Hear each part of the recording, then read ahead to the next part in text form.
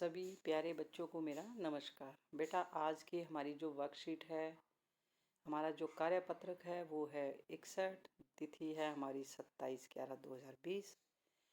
विषय हमारा हिंदी और पाठ का नाम है माता का आंचल। और हमने ये लिए आया है कृतिका में से।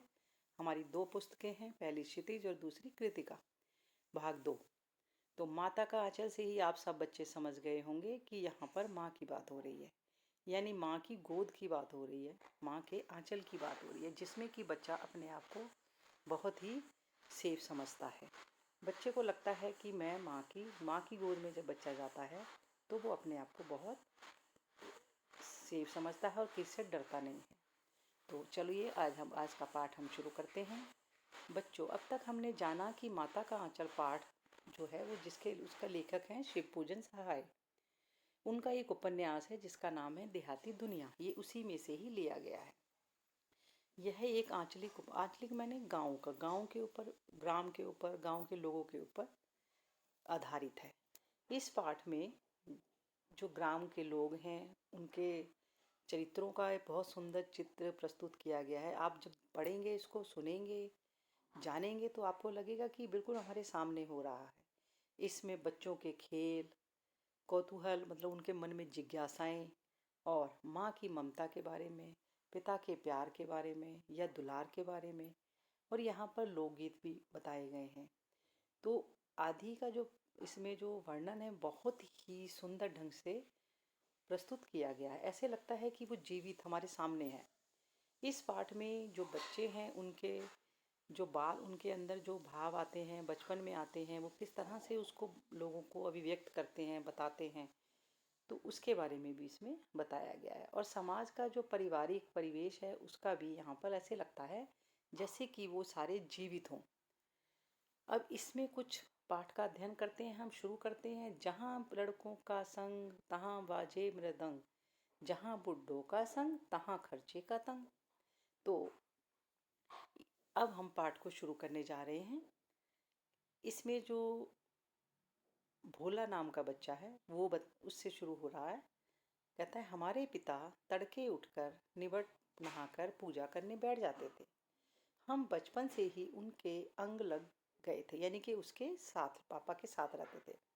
माता से तो केवल हमारा दूध पीने का ही नाता था, यानी कि सिर्फ दूध की जरूरत होती थी तभी माता को हम याद करते थे, मम्मी को। इसलिए पिता के साथ ही हम बाहर की बैठक में ही सोया करते थे, और वह अपने साथ ही हमें भी उठाते और साथ ही नहला धुलाकर पूजा पर बिठा देते। यानी कि उनका जो ज़्यादा जीवन था अपने पिता के साथ बीता। हम बहूत का तिलक लगा देने के लिए जिद करते थे कि भाई हमारे भी आप तिलक लगाइए। कभी तो हम हंसकर करते थे, कभी झुंझलाकर और कभी कुछ डांट कर। तो वह क्या करते थे, हमारे माथे के ऊपर त्रिपुट मैंने तिलक बना देते थे। हमारे सिर के ऊपर, यानी कि माथे के ऊपर बबूत जो था वो बना हुआ बबूत बहुत खिलता था। सिर में लंबी लंबी जटाएं थी क्योंकि हमारे बाल बहुत बड़े थे। बबूत रमाने से हम खासे बम्बोला बन जाते थे, क्योंकि हमारा ऊपर माँ जूड़ा बना दिया करती थी और ऐसा लगता था तिलक लगाने के बाद कि हम बम्बोले यानी कि शिव जी बन गए हैं। तो आपने बच्चों सबने देखा कि किस तरह से वो अपने पिता के साथ रहते थे, पिता के साथ जिद करते थे और पिता कैसे उनकी जिदों को पूरा करते थे। तो ऊपर दिए गए अंश को ध्यानपूर्वक पढ़ेंगे, पढ़ के जो प्रश्नों के उत्तर है वो लिखेंगे। पहला प्रश्न, माता का आंचल पाठ कहाँ से लिया गया है और उनकी क्या विशेषताएं हैं। तो हमने देखा कि जो माता का आंचल है वो किस पाठ से, कहाँ से लिया गया है।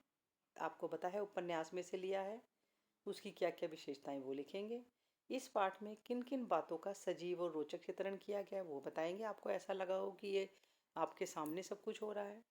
और माता से केवल दूध पीने का नाता है, इससे वो क्या कहना चाहते हैं लेखक। और बालक का सवेरे, जो इसमें बच्चा है उसकी सुबह की दिनचर्या क्या है वो लिखेंगे। और आप फिर उसके बाद एक गतिविधि करेंगे, अपने बचपन की कोई भी एक मज़ेदार घटना का वर्णन करेंगे। तो सभी बच्चे इसको ध्यान से सुनेंगे, सुनने के बाद काम करेंगे।